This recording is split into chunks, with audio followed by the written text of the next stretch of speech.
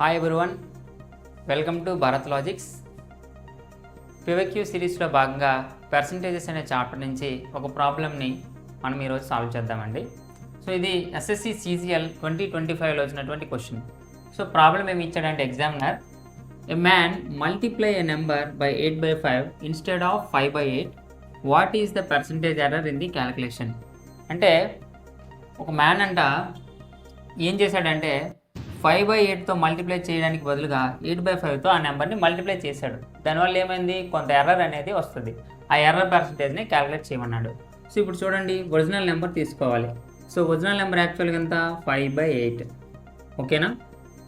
తర్వాత new number ఏమొచ్చింది 8/5, ఓకేనా. సో రెండింటిని క్లాస్ మల్టిప్లికేషన్ చేద్దాం. సో 5 5 25, 8 8 64, అంటే 25 ఉండేది కాస్త 39 అయిందనమాట.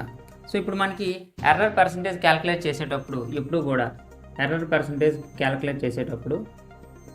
డిఫరెన్స్ తీసుకోవాలి.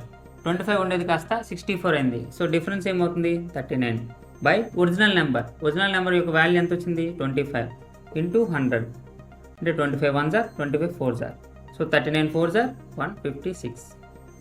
ఇంత ఈజీగా మనం సాల్వ్ చేయొచ్చు. అదేవిధంగా స్క్రీన్ మీద కనిపిస్తున్నటువంటి ప్రాబ్లమ్ని సాల్వ్ చేసి కామెంట్ సెక్షన్లో ఆన్సర్ చేయండి. అలాగే ఈ యొక్క వీడియో మీకు నచ్చినట్లయితే లైక్ చేసి సబ్స్క్రైబ్ చేసి మీ ఫ్రెండ్స్ అండ్ ఫ్యామిలీ మెంబర్స్కి షేర్ చేయండి. Thank you all. హ్యాపీ వచ్చలే.